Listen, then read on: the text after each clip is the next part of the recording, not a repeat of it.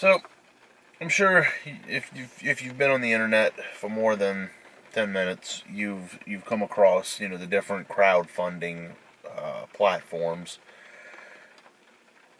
or there's one it's a lot of content creators use on YouTube, um, that you can basically offer exclusive content to people who pay a monthly fee, or however the fee structure works. But then you get people who are against that whole thing, which I, in full disclosure, I've never contributed to anybody, paid extra for exclusive access on videos. The thing I'll do is, there was one time, one of the photography channels I watched, the guy made a camera strap, and I picked that up, because it's something that I found value in, and if he got a little cut of the profits from it, hey, and I think he made a bobblehead, and I bought that, which in the process of cleaning and getting rid of stuff, it kind of got thrown away by a family member, which it kind of was upsetting, but it was no big deal. It is what it is. Um, when I realized it got thrown away, I was kind of bummed, but at this point, it's the person doesn't make it anymore, but whatever.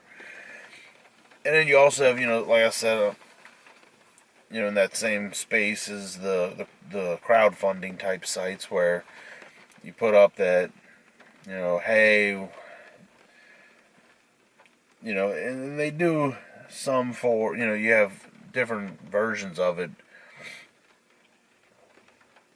where you can go after crowdfunding for as like a business type of thing, where you're trying to get funds to be able to you know create a product, or you're just saying, hey, I'm trying to raise a certain dollar amount to fund this, or whatever, whatever it is that you're trying to fund. Maybe you have an ill family member, or maybe you're just like, hey, I've seen people do it for photography, or they want a new camera, or stuff like that. And a lot of people say, "Oh, that's absurd." Why are they? They're. I'm tired of all these e-beggars and stuff, and it's like, I get that, but in the same space, it's like, you're free to not contribute to their cause or their goal or whatever. You can just read through the different things people are wanting, and that could be your entertainment for the day.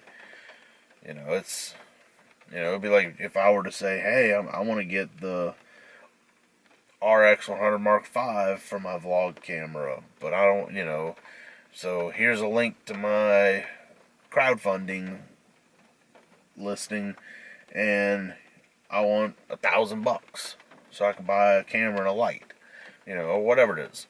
You know, I see nothing wrong with doing that, but if people contribute, if someone were to contribute, hey, they contribute, great.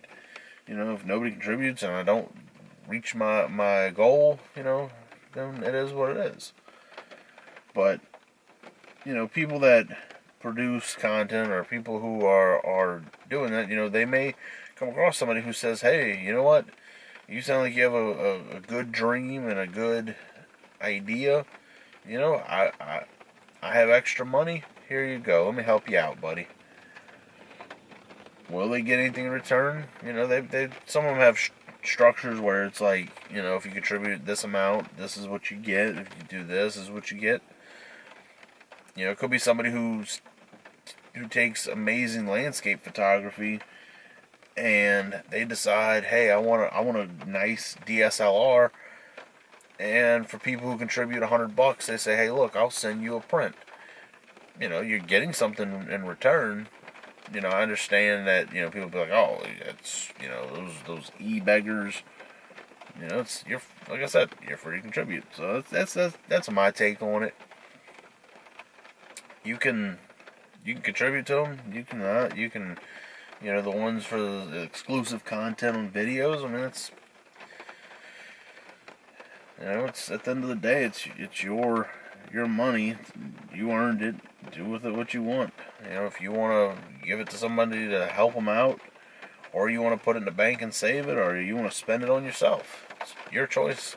You know, the person's not saying, "Hey, if you don't contribute $5 to me, you know, I I'll know who you are and whatever."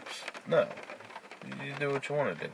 So that's just my 2 cents. You know, I just kind of figured I'd talk about it.